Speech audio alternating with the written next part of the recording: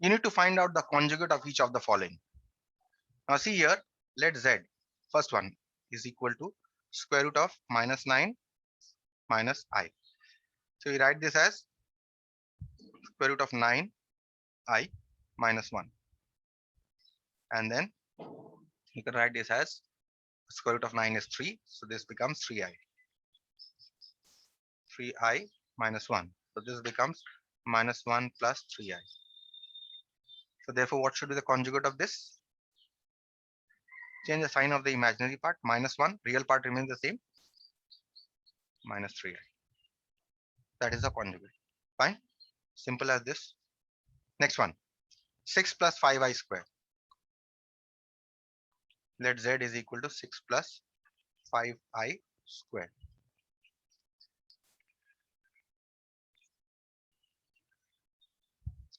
So expand this first. You get a square plus b square plus twice a b. 36 plus 25i square plus 60i.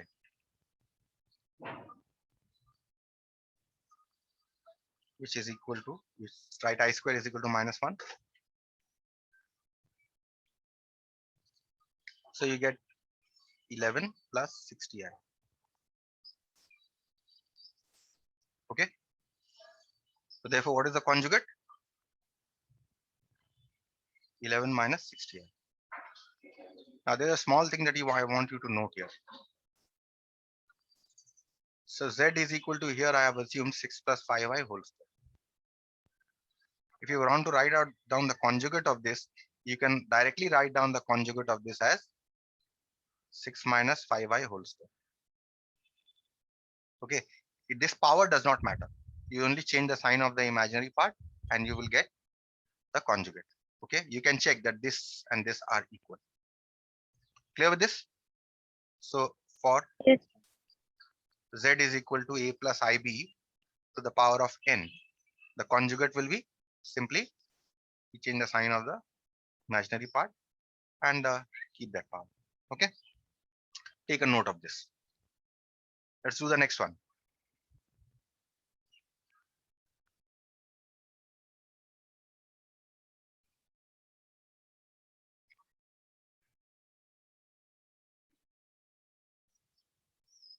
Seven, 3. If I assume z is equal to 1 minus I by 1 plus I, we first write, in order to write down the conjugate of this, I will first write it in the form a plus ib, for which I will multiply the numerator and denominator by 1 minus I.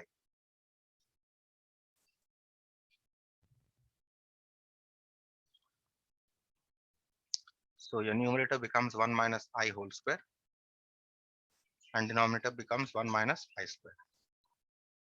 So this is 1. If you expand this by a minus b whole square in the numerator, you get 1 plus I square minus 2i divided by, if you put I square is equal to minus 1 in the denominator, it becomes 2.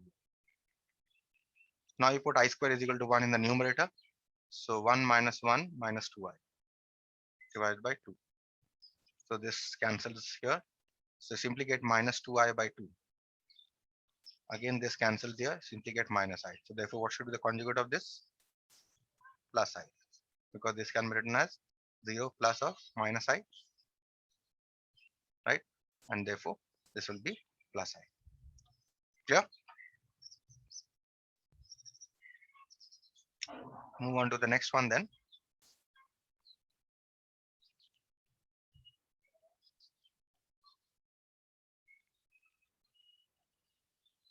Number 8. Given z1 is equal to 2 minus I, z2 is equal to minus 2 plus I. Okay, you need to find out the real part of this one. Real z1, z2 by z1 bar. Let's first find out what is z1 bar. The conjugate of z1. The conjugate of z1 will be 2 plus I. right? So therefore, what is Z1, Z2 divided by the conjugate of Z1?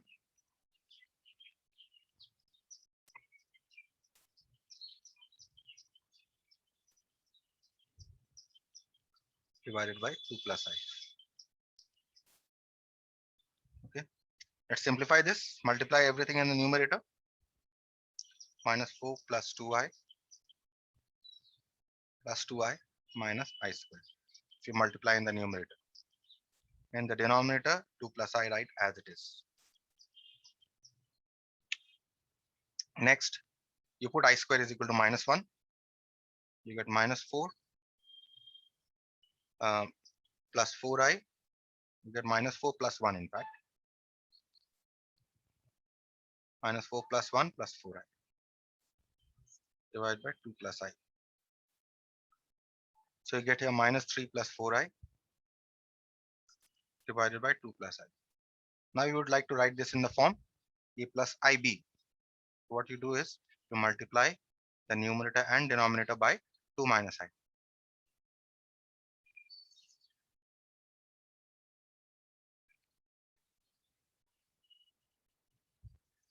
Now you multiply everything in the numerator.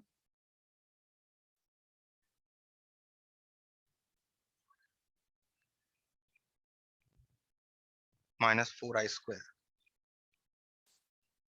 divided by 2 square minus I square. So this is minus 6 and put I square is equal to 1, you get 4I square as plus 4 and this you get as 11I divided by, and this you get 4 minus of minus 1, which becomes 5 actually. So this becomes minus 2 plus 11I divided by 5. Now you separate minus 2 by 5 plus 11 by 5 I. So which one is the real part of this Z1 Z2 by Z1 bar? What is the real part? This is the real part, right? Minus 2 by 5. Minus 2 by 5. So therefore we write, therefore the real part of Z1 Z2 divided by Z1 bar must be equal to minus 2 by 5, and that's your answer. Okay, moving on to the next one.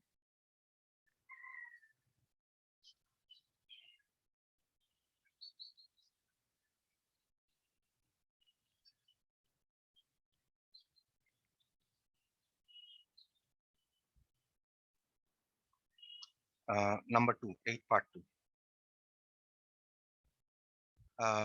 Side here given Z1 is equal to 2 minus I,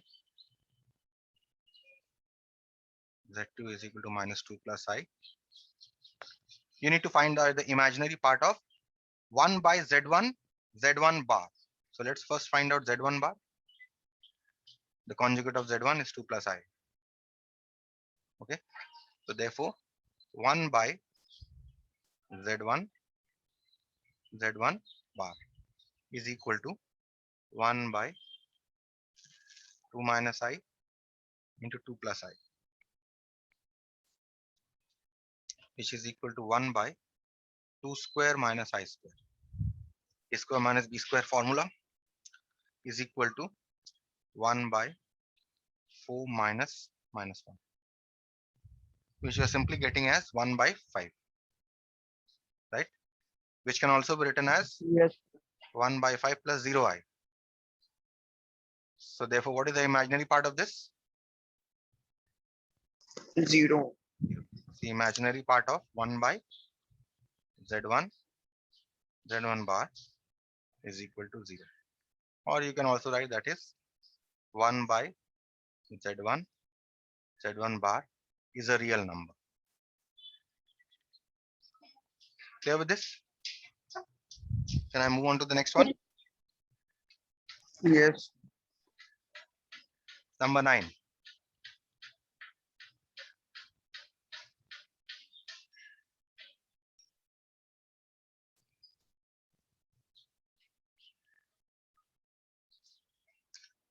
Given Z1 is equal to 1 minus I, Z2 is equal to minus 2 plus 4i. Calculate the values of A and B if A plus BI is equal to Z1, Z2 by Z1, Z1 bar. Yes, it is Z1 bar. So let's first see what is Z1 bar. Z1 bar is the conjugate of Z1. Change the sign of the imaginary part, you get this. Okay. So now A plus BI, what is given here, is equal to Z1, Z2 by Z1 bar. Put the values 1 minus I, Z2 is minus 2 plus 4i, and Z1 bar is 1 plus I. So you multiply in the numerator, you get minus 2 plus 4i plus 2i minus 4i square divided by 1 plus I. What we are trying to do here is we are trying to express this in the form A plus IB. Then we can equate the real and imaginary parts separately to get the values of A and B. Now if you put I square is equal to minus 1 in the numerator, you're going to get from minus 4i square, this is going to become plus 4. This will become plus 6i. 1 plus I is equal to, you're going to get twice 2 plus 6i divided by 1 plus I. Okay. Now you can take 2 common Yes. to get 1 plus 3i divided by 1 plus I. Okay. Now what you can do is you can multiply the numerator and denominator by 1 minus I. 1 minus I.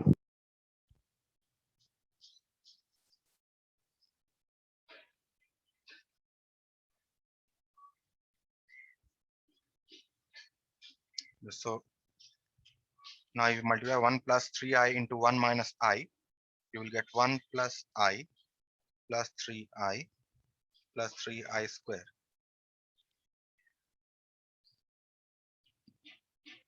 divided by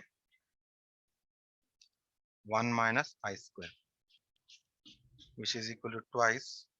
Now I put I square is equal to minus 1. You will get here 1 minus 3 plus 4i.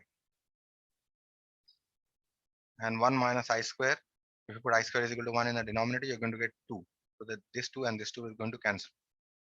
So you'll get minus 2 plus 4i. So now what have we expressed? We have expressed this A plus BI as minus 2 plus 4i. So now if we equate the real and imaginary parts separately,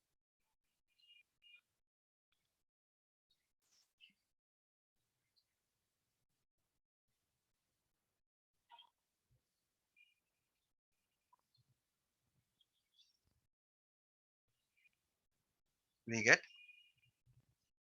A is equal to minus 2 and we get B is equal to 4. That's it. Any question? Yes. No, sir.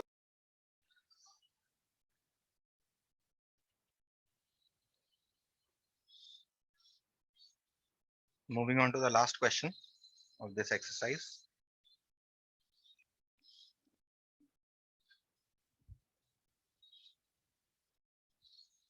Number 10.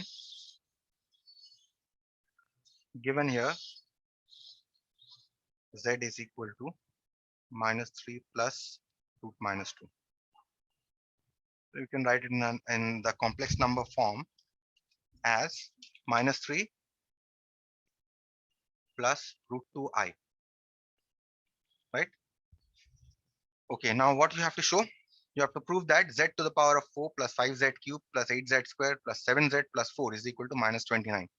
That is what you have to show. So what you do here is you first find out the powers of z. First, you z to the power of 1 you know is minus 3 plus 2i. Therefore, what should be z square? Must be z into z. So this should be, or let's say z square is equal to square of z. Square this minus 3 plus root 2i whole square. So this will be a square plus b square minus 2a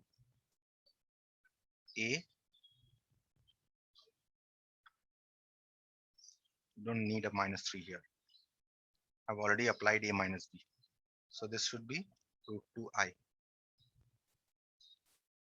So this will be 9 plus 2i square minus 6 root 2i.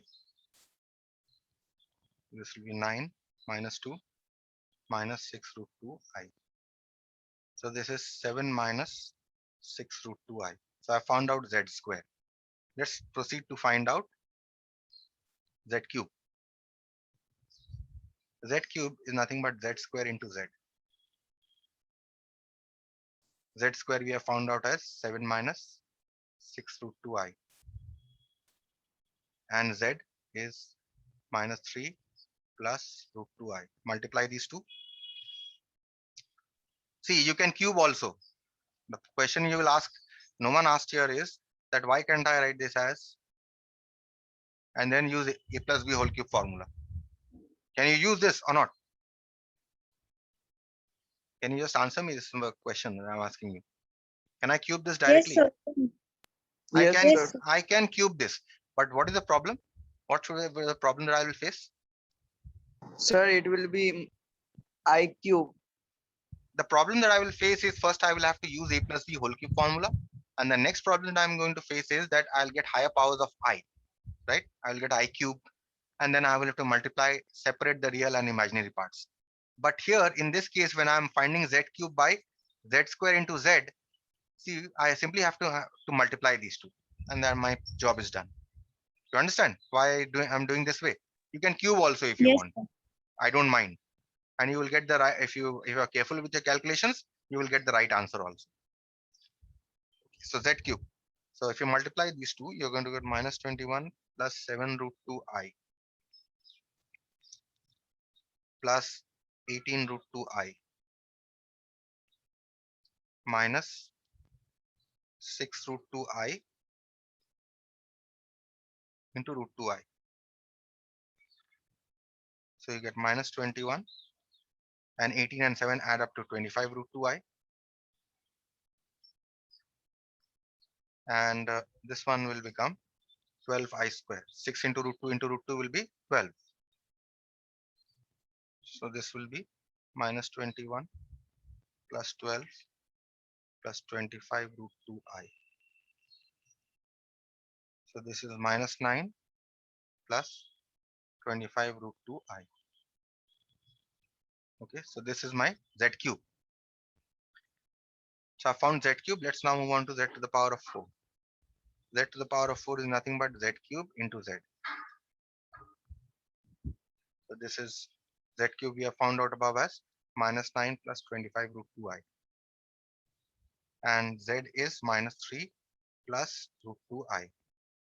Now you multiply again. Here you get 27 minus 9 root 2i minus 75 root 2i plus 25 root 2i into root 2i. Okay, so now we write this as 27, and these two 9 root 2 and 75 root 2, they add up to 84 root I, and this 25 into root 2 is 50, and I into I is I square. So if you put I square is equal to minus 1, this becomes 27 minus 50, and 27 minus 50 is minus 23 minus 84 root 2i. Any question till this part? No, sir. Now we need to prove that this is equal to minus 29. So we put the values. So therefore, we start from the left hand side. LHS is equal to z to the power of 4 plus 5z cube plus 8z square plus 7z plus 4. Now you put the values here. Z to the power of 4 we have found out above as minus 23 minus 84 root 2 I plus 5z cube we have found out above as minus 9 plus 25 root 2i plus 8z square. Z square we have found as 7 minus 6 root 2 above plus 7z. Z is minus 3 plus root 2i plus 4. Now you simplify this. First of all, open the bracket. I have minus 23 minus 84 root 2i, and you multiply 5 with minus 9 to get minus 45 plus 125 root 2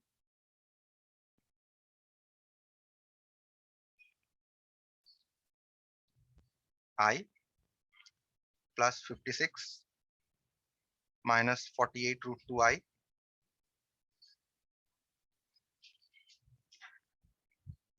Okay, and here you get minus 21 plus 7 root 2i plus 4. Now you take all the real numbers together. Minus 23 minus 45 plus 56 minus 24 plus 4. And you take all the i's together, the imaginary parts.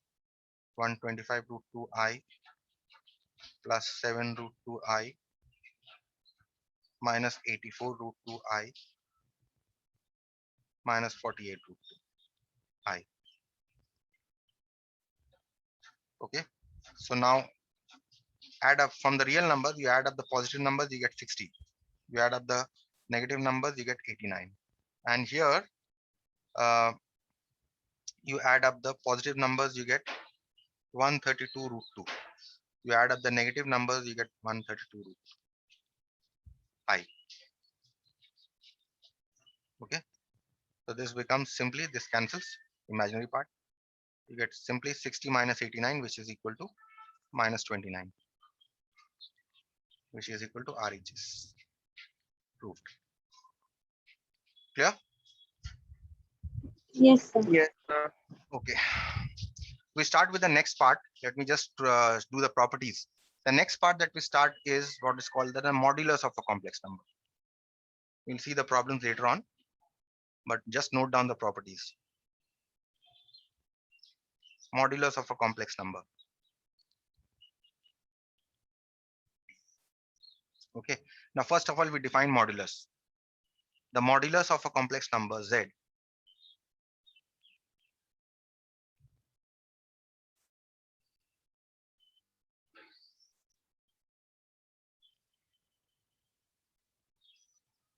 is denoted by, let's say Z is equal to A plus IB.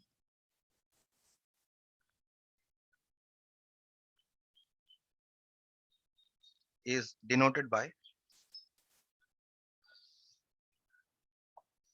mod Z, two vertical lines, just as we write the modulus of a real number. Mod Z is equal to mod A plus IB, and is defined as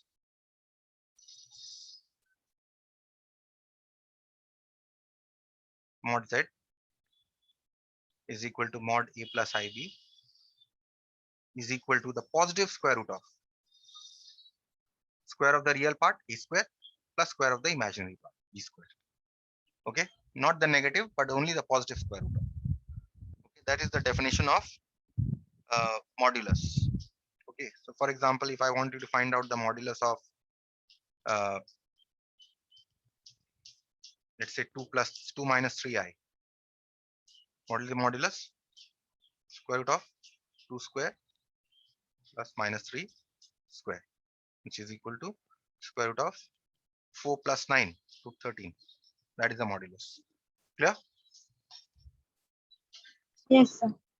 Property number 1. Property number 1 is that mod Z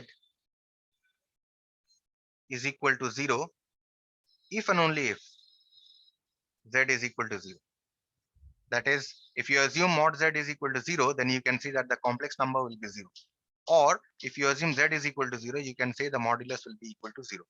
Okay, that is the first property of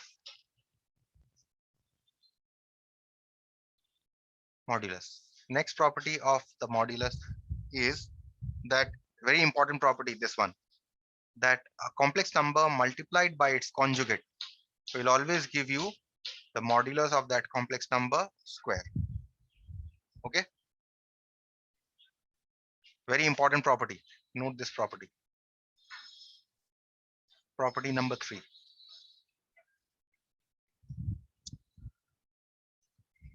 If a complex number and its conjugate are equal,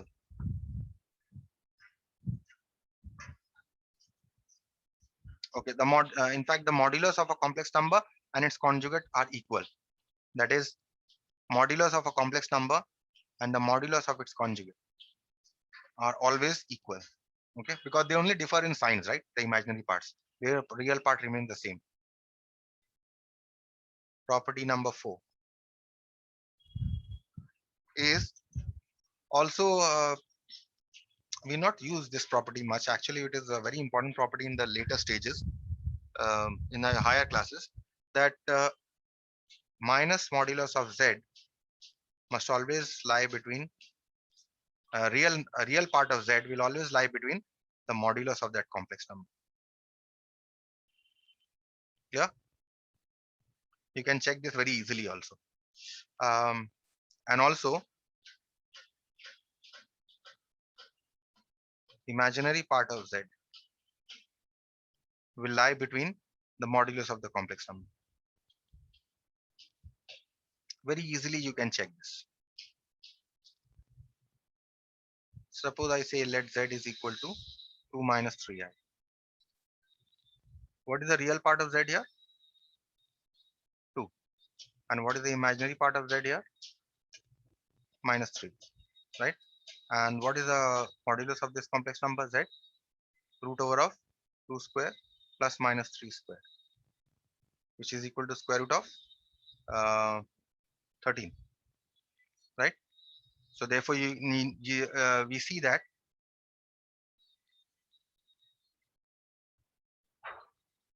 two lies between real part, this one, 2 lies between these two. Also minus 3 also lies between minus root 13 and plus root 13. Clear with this property? Yes, sir. Yes. Property number 5. Property number 5 is also an important property, that the reciprocal of a complex number must be equal to the conjugate of the complex number divided by the square of the modulus. Okay, you can easily find out the reciprocal of a complex number with the help of this. So note this property, another important property. Okay, next is property number 6. Property number 6 here is another important property, that z1, z2, the modulus of the product must be equal to product of the moduli. You can extend this to any number of complex numbers. If you have n complex numbers,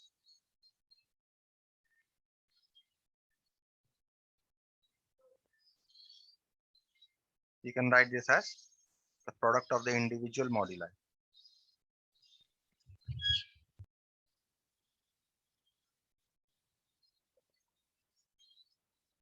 Okay, this property, and next property is number 7. Another important property,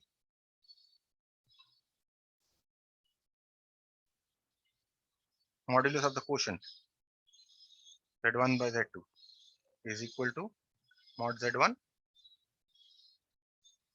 by mod z2. Okay, these are the properties of modulus. We'll be discussing this in the next class. One more property is left, which I will discuss tomorrow.